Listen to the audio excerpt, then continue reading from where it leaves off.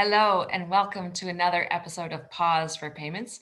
I'm Kristy Duncan, and I'm so excited to have a mega champion in diversity here with me today, Akita Somani. Akita is Chief of Staff at Elavon in EMEA and is based in London. Welcome, Akita. Thanks, Kristy, for having me today. Excited to speak to you about diversity, equity, and inclusion. I am so excited. We're going to have a great talk about the importance of D&I, why it's important to the payments industry in particular, especially now as we innovate so quickly in this market and all the markets around the world. So let's get started. Akita, can you tell us, just to get us started, what you do as Chief of Staff at Elavon? I'm sure it's a really interesting job, but I don't know exactly what's involved. Absolutely. So I work as the Chief of Staff to the head of our Elavon Merchant Services business in Europe. And as part of that, I look at strategic initiatives which help us drive business growth, a bunch of risk and compliance issues for the business, our program management office to manage key projects and programs of work. Most importantly, I look at employee experience, and I also have the opportunity to lead our women's business resource group across Europe. So a wide range of activities, never a dull moment, Kristy. Sounds really interesting. So I see from your LinkedIn profile that you call yourself an expert in diversity, equity, and inclusion, and a champion, no less. Can you tell us what does that mean and why is it important?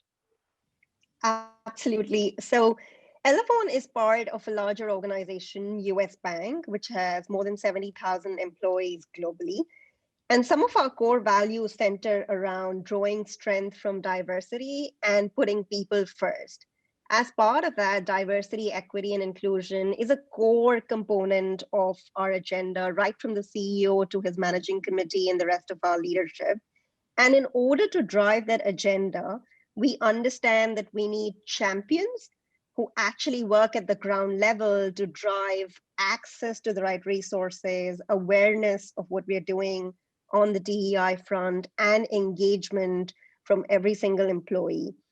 So as a DEI champion for our payments business globally this year, which I think is a privilege to have that opportunity this year more than ever, given we're actually suffering from two pandemics possibly. One is the COVID-19 pandemic, and the other is the aftermath of events like the George Floyd killing.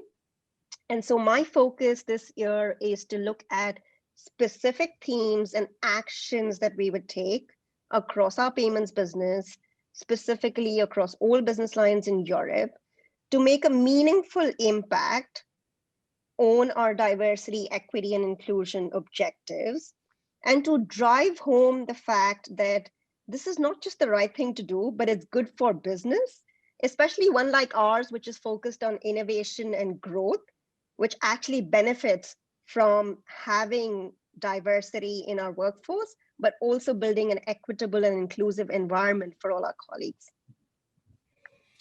Yeah, so interesting and so key. And so many studies have shown that the more diversity you have at your senior leadership levels, then the more that trickles down to increased employee engagement levels, to increased customer engagement, to better stakeholder engagement, and obviously better financial results. So it makes such great sense. And it's so fantastic to see that you at Elavon are putting such a priority on this and really pushing that agenda forward. Akita, you've got this great background and you've worked in so many countries around the world, Singapore, India, UAE, UK. Can you tell us, how do the concepts of D&I differ across these markets, and who's maybe getting it right versus who has, more work to do? Right. It's very interesting you say that, Kristy, because my multicultural exposure started right in my childhood, which I spent in Nigeria, and then went on to complete my secondary education in India. So all these countries that you spoke about are building diversity in their own way because they're tackling different contexts and different problems, really. So if I start with Nigeria, really, they've done a lot of work in terms of encouraging women entrepreneurs, giving them access to finance, as well as the right skills to run those businesses, because they are the backbone of their small business economy, which is really strong in that market. The move then to India, where there is a lot of focus on educating girls and the whole focus on girls in STEM and women entrepreneurs, as well as women in the workforce. So providing a supportive and flexible environment for them to thrive in, but starting at the grassroots in ensuring that more girls get educated, especially in that STEM segment. So if we move on a little bit to more sort of developed markets, somewhere in between like Singapore and UAE, they have a different context, right? So they have a huge inflow of expats. And for them, it's a balance of how do they educate and upskill their local population to give them access to the highly skilled jobs and therefore keeping them included in the development of those nations. But at the same time, integrating their expat populations into their culture, their customs. So whether it be simple things like the discipline that they have in those countries, the cleanliness, or more complex things to understand like their culture. So be it festivals, be it the Ramadan time in the Middle East, or be it the Chinese New Year in Singapore. So they have a balance of both those situations. And then if I move on to the UK, there are parts of the UK like London, which is a hotspot. It's a financial hub and therefore very cosmopolitan, melting pot of different cultures. And then you have other parts of the UK which are more traditional, more focused on manufacturing and agriculture, right? So a lot of the diversity, equity, and inclusion efforts are focused around London just because of the nature of the work that gets done here. And it's a combination of working towards advancing women in leadership positions and more recently, building an inclusive environment for BAME communities. So like you see, all of these different countries are tackling diversity and inclusion in their own respective context. It would be unfair to say one works better than the other, but each of these approaches works for them in their specific context. And we live in an increasingly global world, so they have the opportunity to learn and be influenced by what other countries around the globe are doing. You used an acronym that I don't think is used in all markets, BAME. Can you just clarify that for our audience? Very good question. So in Europe in particular, we reference our Black, Asian, and minority ethnic colleagues and communities in particular, as opposed to a more commonly used term such as African Americans or Black communities in North America. In Europe, because of the nature and the constitution of the population, it is more appropriate to actually call out all of those different minority groups together, which is why the term BAME. Right. Well, such great points, Akita. Thank you for sharing that. You're right. The markets are very different, and we see that in the payments industry, and we're seeing it in the diversity discussion as well. And certainly the challenges are different in each market. So it's not that one's getting it right or one's getting it wrong, but they're all doing things differently, depending on where they're coming from. Can you talk a little bit about what work needs to be done still and how we can change our perspectives, perhaps our actions to enable us to get to a more fully diverse and inclusive payments industry? Absolutely. And one of the things, leading on from the previous question, Kristy, is that just like every country is doing what is right for them in the context of the environment that they are in, every company and member of the payments industry that we work in needs to do the same. There is no one size fits all. So we're probably all doing a great job in having the right intentions and moving the needle bit by bit from a diversity standpoint in terms of representation, not just from a gender standpoint, but from a race, cultural background perspective, and many other such dimensions. I think what we really need to focus on now is building a more equitable and inclusive environment, both from the standpoint of all our employees feeling valued and respected, but also focusing on the customers and communities that we operate in and building that collective inclusive environment in the industry that we operate in, right? So some of the core building elements, we all have the right intention, or at least I assume we do, is to actually enable us to uncover some of our biases, because that is one of the biggest barriers in trying to build an equitable and inclusive environment. We may have the right intentions, but sometimes we get held up by these unconscious biases that we hold. And it takes a lot of education and effort and skill to guide us through being self-aware of those biases and work past them or despite them to collaborate as a broader team, irrespective of our backgrounds. I think the other component, especially working in Europe, often we think Europe is just one big mass. It isn't. Each country in Europe represents a different culture, a different tradition. No better time to think about it than Christmas approaching us. And therefore, we need to be cognizant of how all these cultures work differently, but also what is important to them in their specific context. And therefore, cultural awareness and inclusion is another aspect of equity and inclusion, especially in Europe. So the intention is that we build those educational founding blocks and then top it up with embedding diversity and inclusion into our talent practices.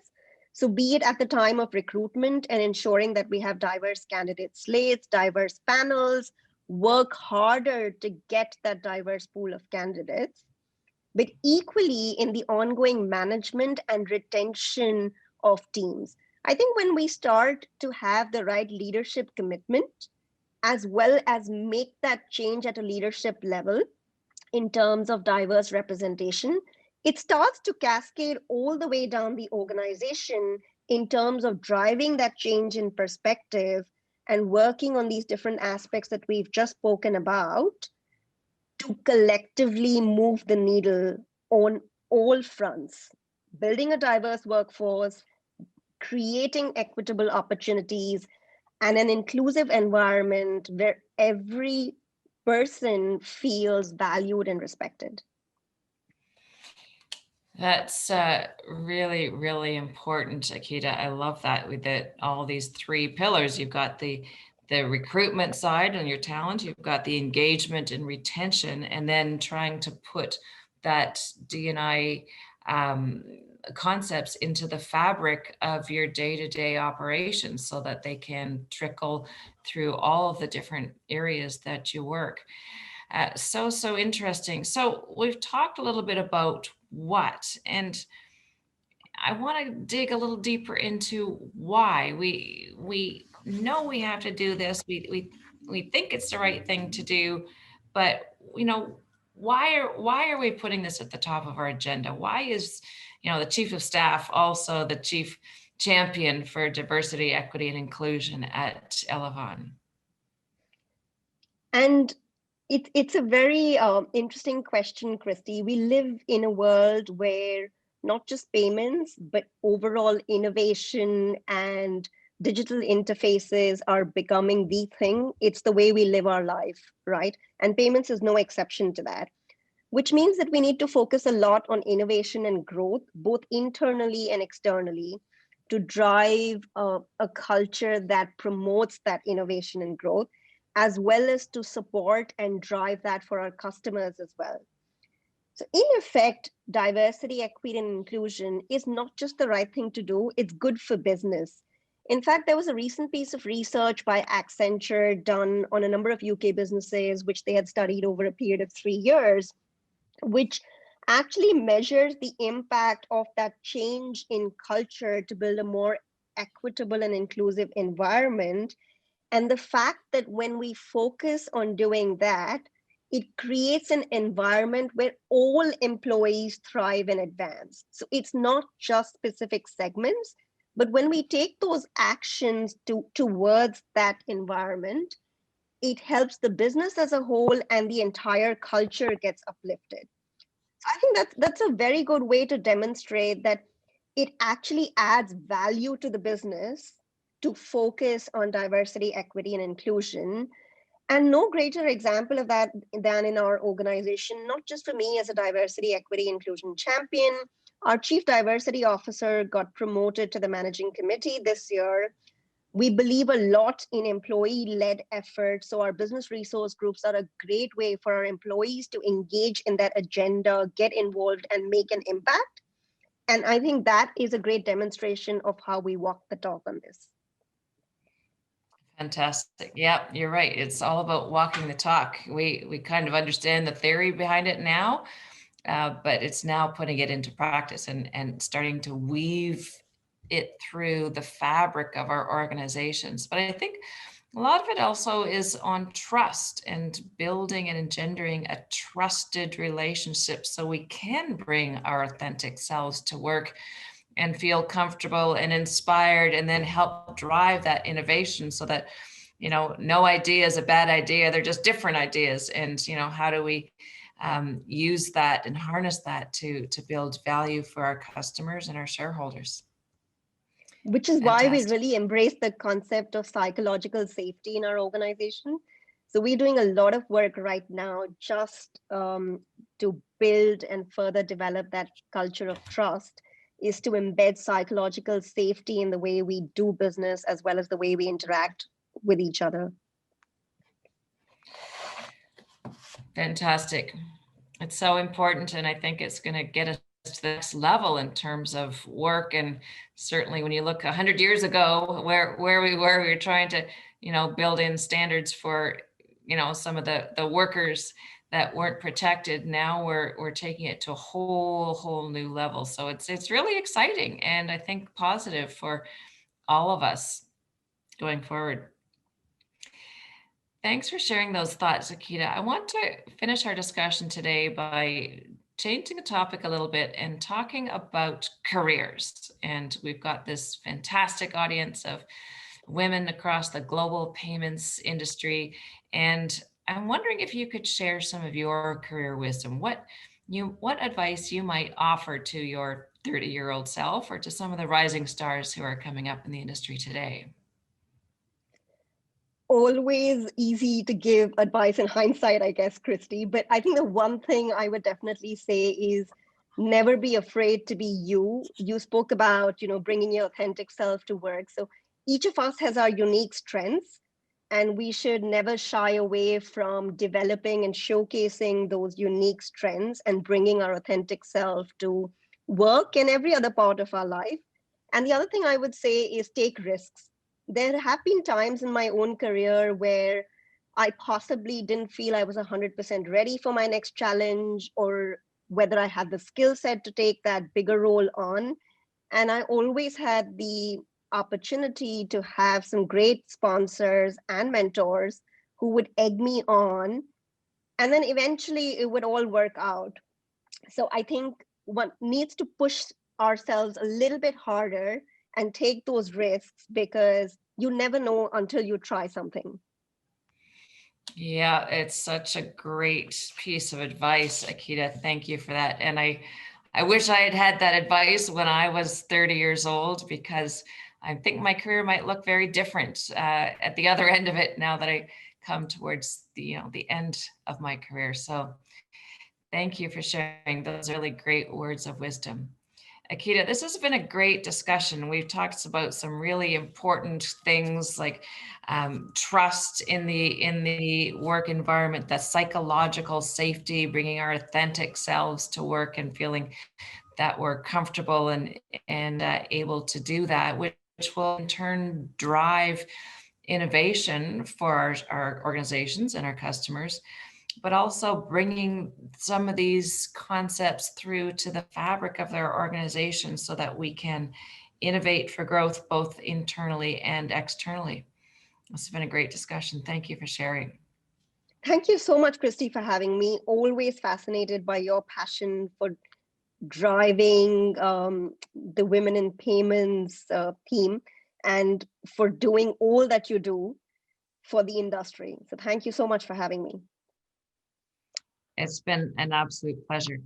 I'm going to encourage our audience to join us for all of our Pause for Payments episodes. We have a number of other amazing women like Akita from around the world sharing career insights and industry insights. So please join us, and I look forward to seeing you there.